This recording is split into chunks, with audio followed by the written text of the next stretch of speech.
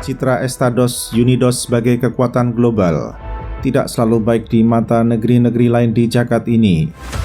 Tindakan invasi ke negara lain yang merupakan pelanggaran berat terhadap hukum internasional sudah melekat dalam DNA negeri asal serial TV Band of Brothers.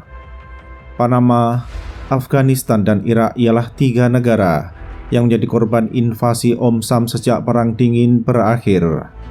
48.000 rakyat Palestina di Gaza gugur dan ratusan ribu lainnya menderita akibat bom pintar dan beragam peralatan perang yang dipasok oleh Washington kepada rezim Zionis di Tel Aviv sebelum dan pasca 7 Oktober 2023. Korban terakhir Amerika Serikat ialah Ukraina, di mana Paman Donald mengkhianati Volodymyr Zelensky dan rakyat Ukraina yang mempertahankan tanah air mereka dari kerakusan Rusia untuk menghilangkan negara ex-Uni Soviet tersebut.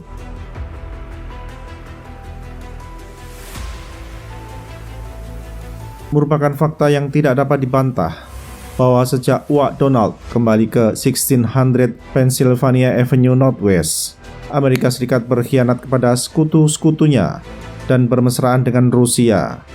Selain itu, Washington sibuk pula merusak ekonomi domestiknya sendiri lewat penjatuhan tarif impor kepada negara-negara lain termasuk kepada Kanada dan Meksiko.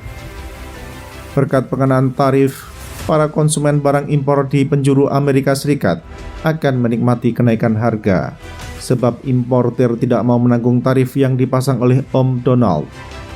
Tujuan Pak Cik Donald menerapkan tarif kepada beragam produk impor ialah agar warga Amerika Serikat membeli produk made in America, walakin biaya produksi di Kampung Bruno jauh lebih mahal daripada di tempat lain di muka bumi.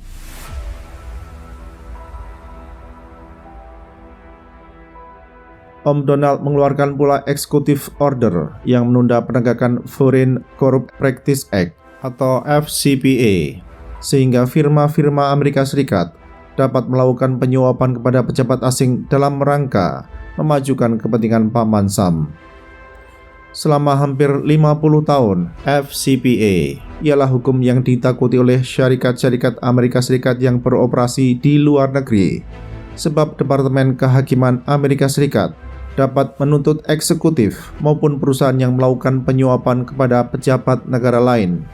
Dengan kebijakan terbaru yang dikeluarkan oleh Uak Donald, firma-firma Amerika Serikat termasuk perusahaan pertahanan dapat memberikan sogokan kepada pejabat asing agar para pejabat tersebut mau membeli produk pertahanan asal Washington. Harapan Uak Donald dengan penundaan FCPA ialah agar daya saing perusahaan Amerika Serikat tidak kalah dengan negara-negara lain dalam urusan sogok menyogok. Both fired. You're fired. You're fired. You're fired. You're fired. Saat ini, Encang Donald sedang sibuk pula dengan episode You Fired sebagai kelanjutan dari The Apprentice.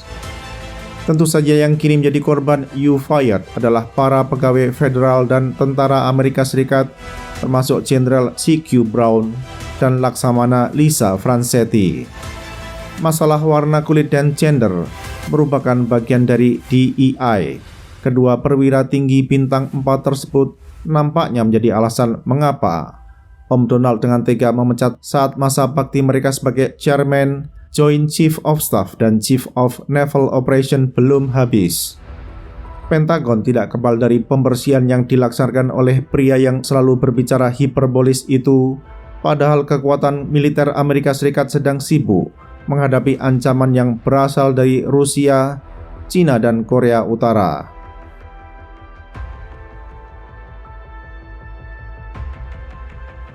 Negara-negara Eropa yang sebagian besar tercatat sebagai anggota NATO pun sekarang mulai ditinggalkan oleh Amerika Serikat. Washington sepertinya tidak terlalu peduli dengan perannya di Eropa sebagai jangkar stabilitas kawasan, termasuk di NATO. Sebaliknya, Om Donald kini mulai sibuk bermesraan dengan Putin yang di mata-mata negara NATO di benua biru ialah ancaman terhadap eksistensi mereka. Bahkan terdapat kemungkinan saat Washington masih dipimpin oleh Uak Donald, negeri kelahiran Magic Johnson akan menarik tentaranya yang sejak akhir Perang Dunia Kedua disebarkan di Eropa. Pak Cik Donald hanya memprioritaskan urusan transaksional saja dalam urusan diplomasi, di mana semasa Amerika Serikat mau mengakhiri perang Ukraina-Rusia dengan persyaratan yang merugikan kepentingan nasional Kiev, di saat yang sama Washington ingin mengeruk mineral negeri tempat kelahiran Diana Yamstremka tanpa imbal balik berupa jaminan keamanan bagi Ukraina.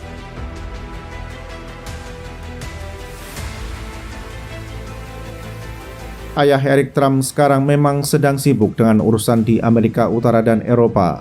Belum nampak sinyal kuat bahwa Paman Sam akan melirik Asia dengan beragam urusan, seperti mengancam menarik pasukan Amerika Serikat dari Korea Selatan dan Jepang.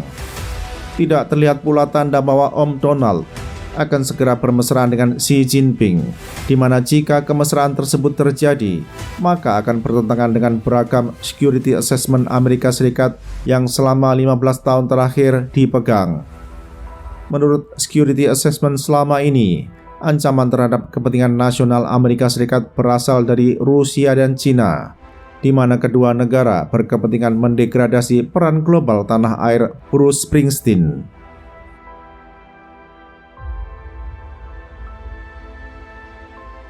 Karena belum mengalihkan fokus ke kawasan Indo-Pasifik, belum nampak hilal sejauh mana perubahan kebijakan politik luar negeri encang Donald di rantau ini.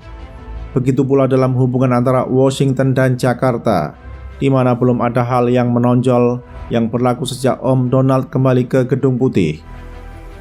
Walakin, diduga kuat Washington akan mengangkat isu perdagangan dengan Jakarta dalam waktu ke depan, seperti defisit yang dialami oleh kampung Jennifer Lopez dan surplus yang dinikmati oleh tanah air Agnes Monica.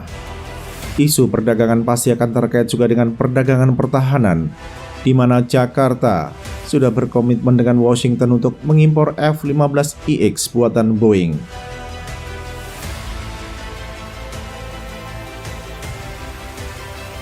Akuisisi F-15EX sejauh ini masih menjadi agenda Indonesia. Akan tetapi kepastian soal program tersebut harus menunggu Kementerian Perencanaan Pembangunan Nasional atau Bappenas menerbitkan daftar rencana pinjaman luar negeri jangka menengah DRPLNJM 2025-2029. Washington pun telah menawarkan syarat dan ketentuan yang lebih bersahabat dalam urusan pembayaran pesawat pancar gas yang merupakan warisan dari McDonnell Douglas itu. Sekarang urusan internal bagi Jakarta guna mengatur bagaimana pembiayaan pengadaan motor mabur yang sudah proven di berbagai medan laga. Dalam urusan pembiayaan program, Amerika Serikat mempunyai US Exim Bank yang bertindak sebagai insurer sehingga tidak sukar menemukan lender.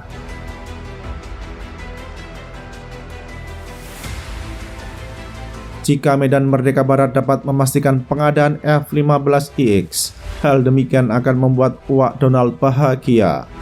Turut berbahagia pula ialah Boeing Defense, Space and Security selaku pembuat pesawat tempur bermesin ganda itu. BAE System pun akan senang juga sebab Indonesia akan menjadi operator EPOS.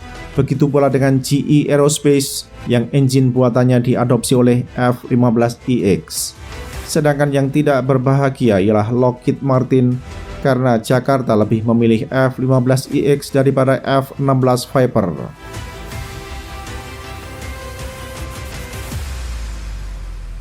Tantangan bagi Indonesia terkait dengan belanja peralatan perang dari Amerika Serikat pada tahun-tahun mendatang ialah bagaimana menjamin ketersediaan dana rupiah murni pendamping atau RMP ketika suatu program telah terdaftar dalam Blue Book.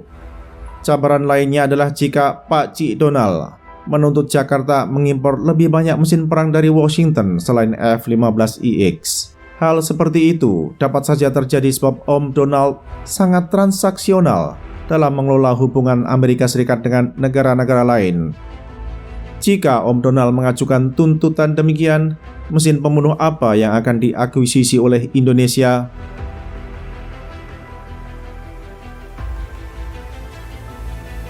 Apakah Jakarta akan membeli tambahan AH-64E dari Boeing? Apakah Indonesia akan mendatangkan M777 dari BAE System? Apakah Medan Merdeka Barat akan mengimpor E-7 keluaran Boeing? Ataukah Kementerian Pertahanan akan menodong Pentagon dan Foggy Bottom untuk menerbitkan lisensi ekspor F-35.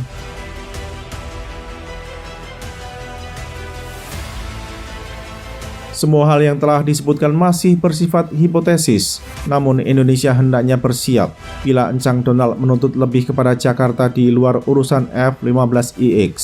Satu hal yang pasti terkait dengan ayah Tiffany Trump ialah ego yang besar dan kebijakan-kebijakan yang diambil selalu tidak ortodok, alias keluar dari kebiasaan yang selama puluhan tahun telah dianut oleh para presiden Amerika Serikat, baik dari Partai Republik maupun Partai Demokrat.